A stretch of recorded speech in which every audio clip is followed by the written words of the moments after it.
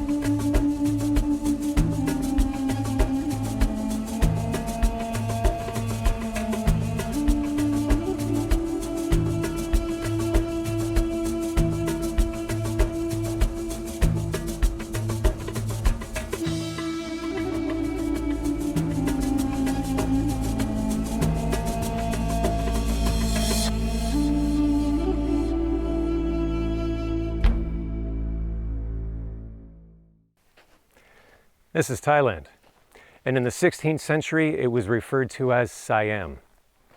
In 1511, the king of Siam put together a sizable tribute of treasure, an offering intended for the king of Portugal, King Manuel I. It was intended to bring the kingdoms closer together and establish trade. Now, who did King Manuel entrust to pick up and safeguard that treasure? Well, none other than Portuguese Admiral Afonso de Albuquerque. Afonso's ship carried not only the treasure of Siam, but also his vast personal fortune that he had amassed from the conquest of Goa, India, just a year earlier in 1510. After that victory, King Manuel appointed Afonso as the governor of India. But it wasn't time for Afonso to go home just yet. The king had one more job left for him to do, and that job would take him to Malaysia. These are the islands off of the southwest coast of Thailand, and though I'd like to explore every little hidden cove, if I'm going to follow Afonso's trail, my next stop is Malaysia. This is Malacca, a beautiful Malaysian city with shops and restaurants alongside waterways. A wonderful place to take a stroll and relax, but in the 16th century, this was one of Asia's most important ports. Malacca is where the spices and silks of the Orient were traded before making their way to Europe. It was said whoever controlled Malacca had their hand on the throat of Venice, meaning they controlled that spice supply. And the King of Portugal? Well, he wanted that control. In 1509, the king sent Diogo Lopes de Sequeira to Southeast Asia. One of his goals was to seek an agreement with the Sultan of Malacca. Diogo returned unsuccessful in securing any trade agreements for Portugal. The king then looked to Afonso de Albuquerque, the conqueror of Goa, to then take the port of Malacca by force. In 1511, with just 700 Portuguese and 300 Indian soldiers, Afonso conquered Malacca. He plundered the port as well as the Sultan's palace. Today there's a reconstruction of the Sultan's palace in Malacca that doubles as a heritage museum, an example of Malacca's former glory. The palace exhibits show what life was like for the Sultan in Afonso's time, the customs and traditions, as well as the importance of Malacca as a trading port with the other kingdoms and the influence of the port in that period. Once the city was taken, Afonso and his men quickly began work on building fortifications. The gatehouse of the famous Portuguese-built fortress, aptly named A Famosa, or the Famous, still stands today. The remaining crests, graves, and fortifications give just a hint of the rich history of this city. Finally, it was time for Afonso to return home. He had with him his personal fortune from India, the treasures of Malacca, the treasures of the Sultan's palace. That's a total of 80 tons of gold, 200 chests of gems, a gold-encrusted table, estimated to be worth $2.6 billion. Yeah, now you know why I'm here. Though it hasn't been found, the governments of Portugal, Indonesia, and Malaysia have been battling over the ownership rights in the International Court of The Hague for years. The outcome is still undecided. Trying to get private search permits? Yeah, cute. Good luck. Now, Afonso had a serious problem. He had so much treasure that the only ship with a cargo area capable of holding it all was his personal ship, the Flor de la Mar, or the Flower of the Sea. It was the ship that he used in the Conquest of India, and there's a replica of the ship in Malacca today that houses exhibits as a sort of maritime museum. At 120 feet long and 110 feet tall, with 40 cannons, the Flor de la Mar was a formidable ship. But at that time, most ships only served for about 3 years due to insects and wood rot. And the Flor de la Mar was already 9 years old. Combine that with filling it to its capacity with cargo, and now you're pushing your luck. But that's exactly what Afonso did.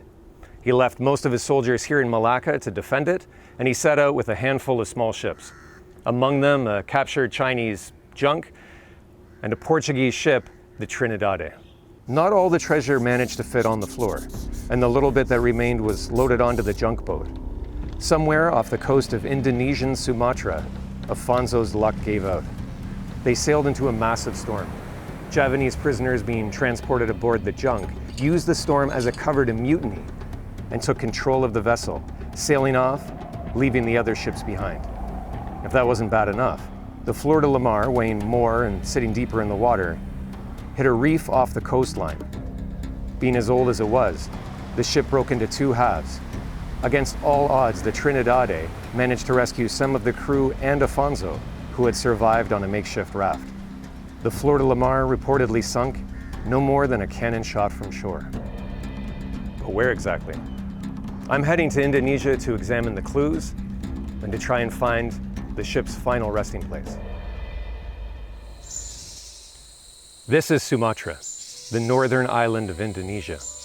By historical accounts, the Flor de la Mar was wrecked near the kingdom of Aru, sometimes called Daru. The capital of Aru was here, in what is now modern-day Medan.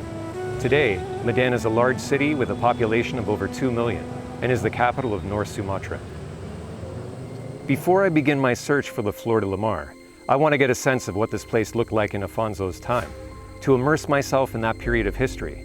What better way to do that than visit the local museum? This museum is modeled after the ancient Batak tribe architecture. Marco Polo referred to the Batak people as man-eaters, due to their appetite for cannibalism. The museum exhibits show a kingdom very different than the Medan of today. It was an exotic world full of mythology, rituals, and intrigue, not to mention plenty of potential dangers. Despite the mystical nature of Sumatra and the natives' dedication to the paleo diet, I'm sure to the European sailors it still would be a welcome bit of land to steer towards in the event of a massive storm. It's no wonder this place was referred to as the Land of Dragons. This is a place that is rich with legends and mythology. To get a better sense of how the sailors of Afonso's time must have felt in Sumatra, I've headed out of the city of Medan and into the jungle. And out here I've come across some sort of a cave complex, so I thought I'd do a little impromptu exploring while I'm here.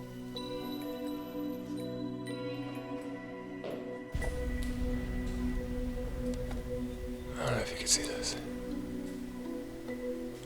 Hopefully you can.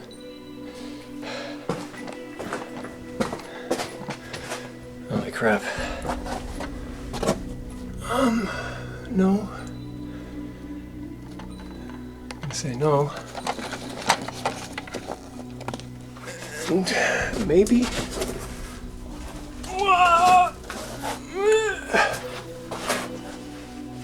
Yeah.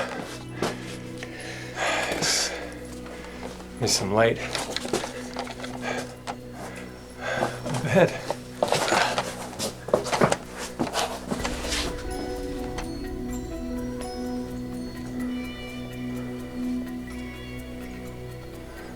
Some sort of wasps or something. Yeah, that's nice. Okay.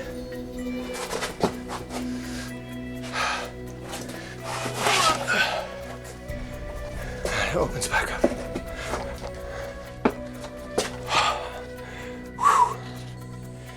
So this,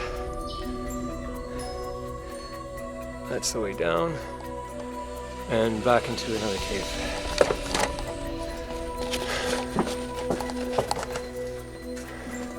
No.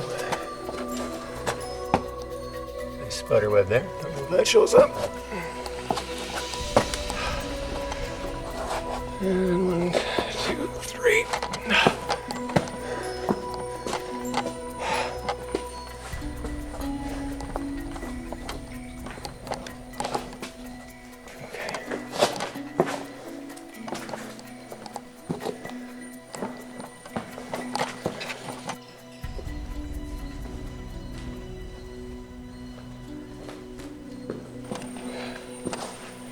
You can't really see much ahead anyway. You can hear them. Sorry about the light there, guys. Please don't crap in my mouth. Hey, pal. I don't mind bats. Not a fan of spiders, though. Bats and snakes, okay. Spiders and centipedes, not a fan.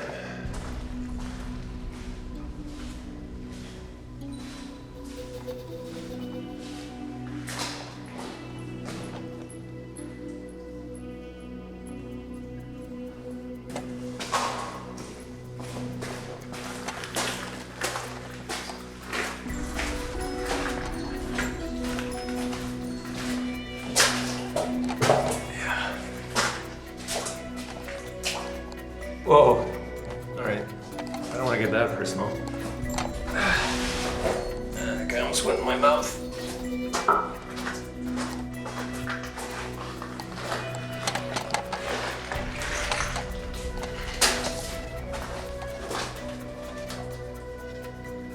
Whoa! I hope that's water dropping on my head. All right. I gotta find another way out.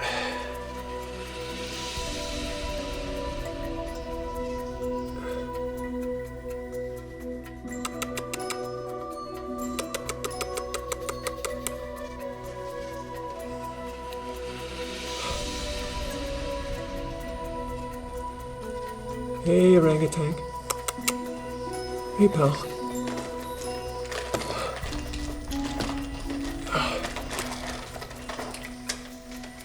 Hey, he's waving. Hi, buddy.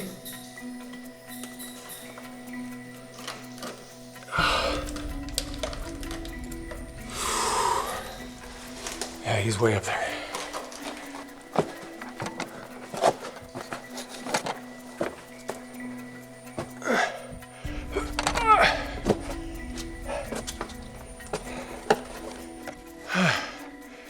All right, survived the cave experience.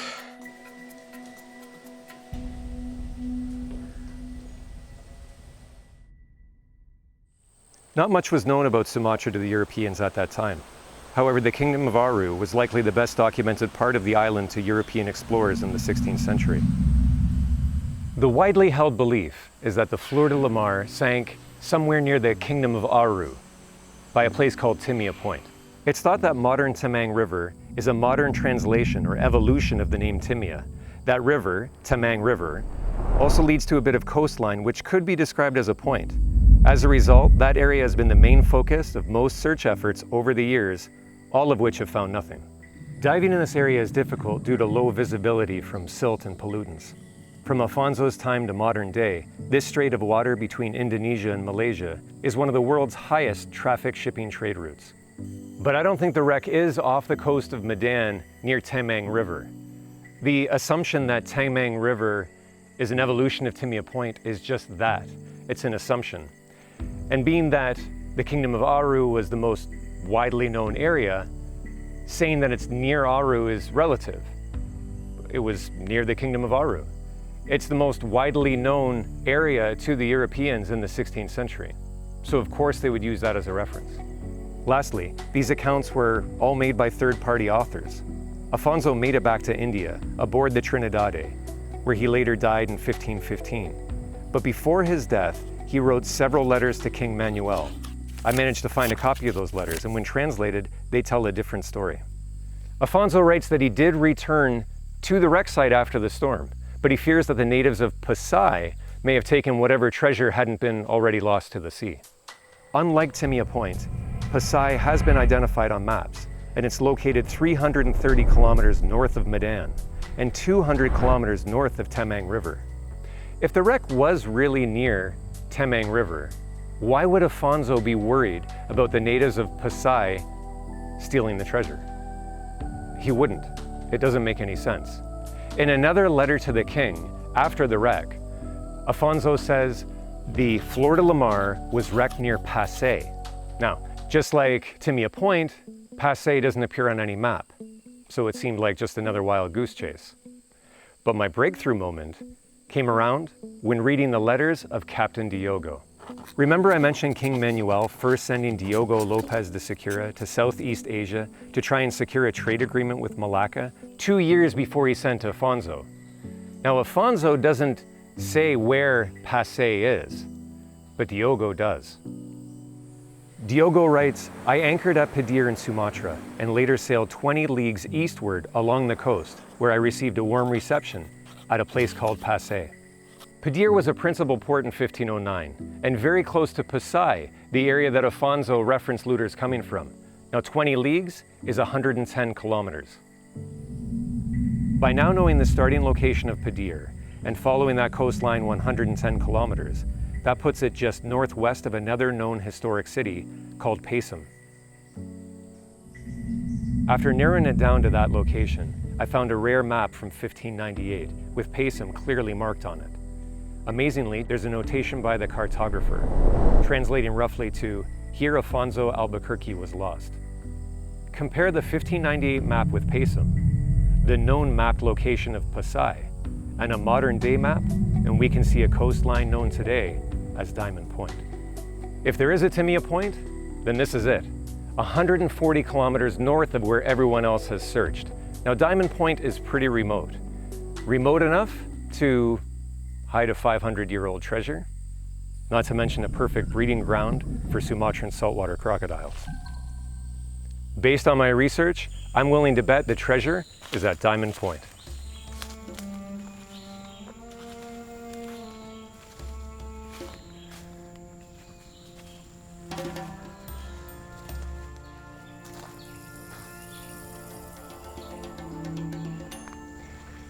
I've come on foot because, by all accounts, diving in the Malacca Strait the visibility is really poor. With all of the shipping and pollution and silt, it's really difficult to see anything. Unless you've got a ship that's equipped with mailbox blowers. It's an invention of Mel Fisher's, basically a 90-degree angle tube that blows silt from the bottom of the ocean. But as you can imagine, that would tend to draw a little bit of attention. This area is known for tropical storms and tsunamis, and massive waves tend to redistribute things from the sea floor and wash them up on the coast.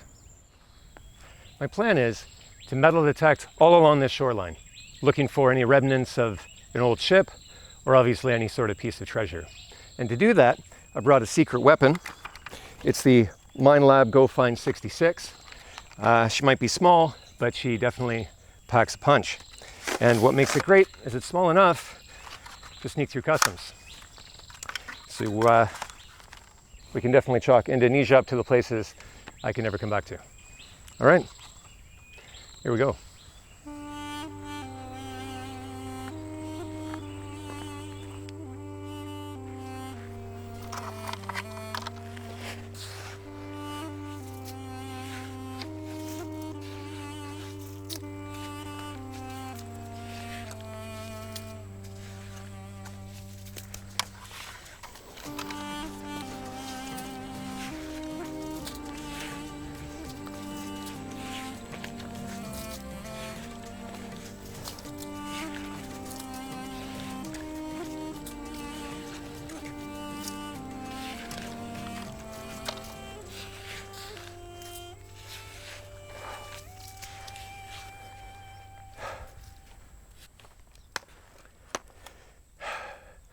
I'm getting a lot of hits, but it's all just trash. It's garbage. It's so polluted, this shoreline, that there's just a bunch of little metal bits everywhere. And yeah, you know, the metal detector will give you an indication as to whether it's possibly a more precious metal or something that isn't. But being that, you know, little artifacts from the ship could be iron or something that isn't precious, it's still worth digging. For your sake, I'll kind of compress the time somehow here, but it is really odd.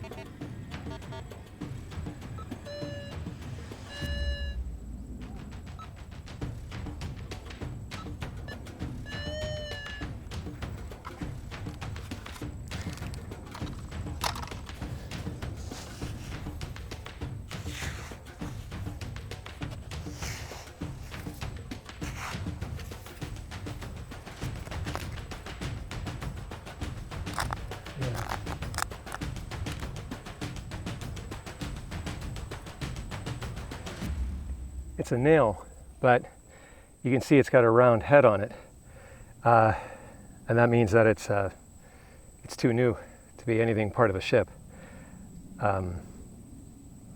It's too modern. Otherwise, it would have a square head on it if it was back from the age of the Flor de la Mar.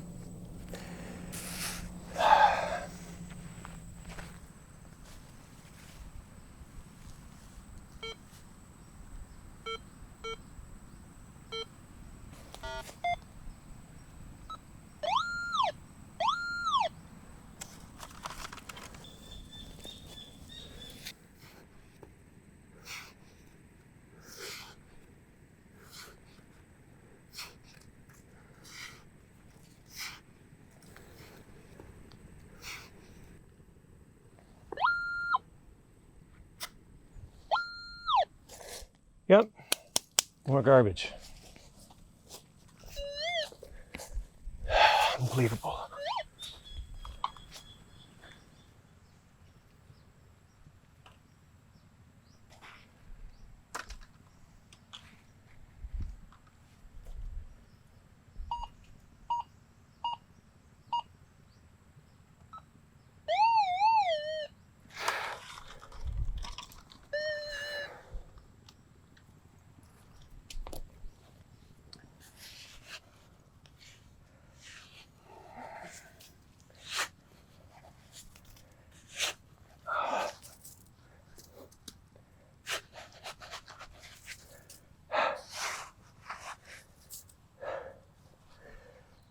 Mud definitely smells bad enough.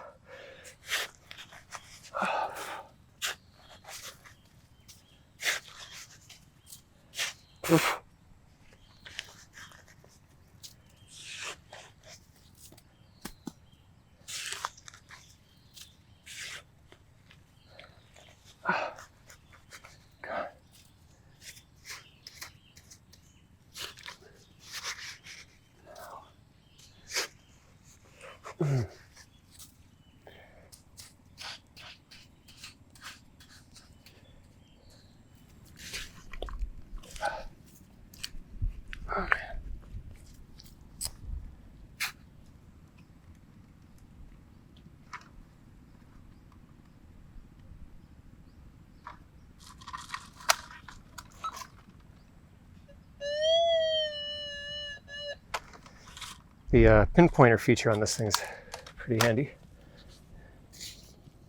Is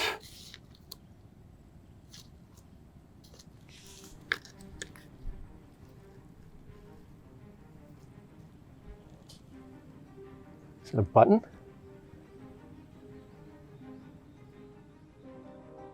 Is that a coin?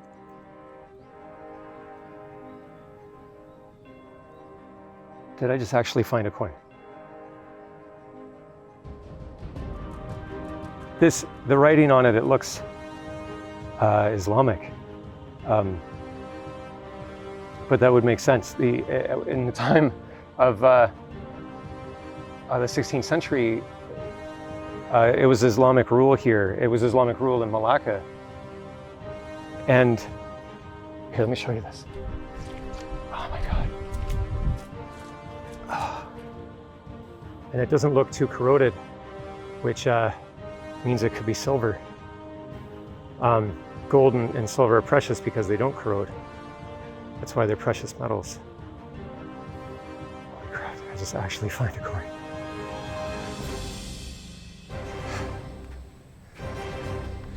I'm now sure that whatever's left of the Flor de la Mar is just out there in that water somewhere and spread along the coastline. I want to say thanks. I've shared a few of my adventures with you, but sharing them publicly, well, that can have consequences. So I think going forward, it's best that I keep my cards a little bit closer to my chest. But thanks for watching.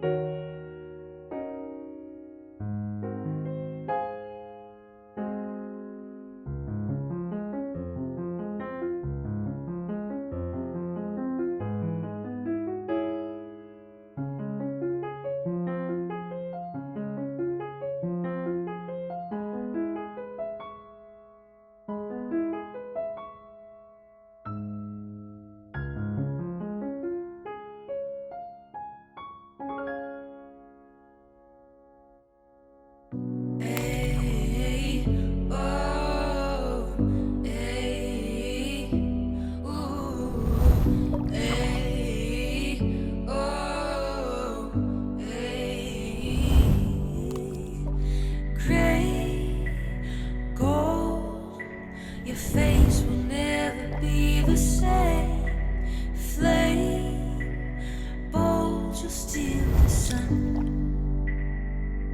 Hey, oh, hey, ooh, hey, oh, hey.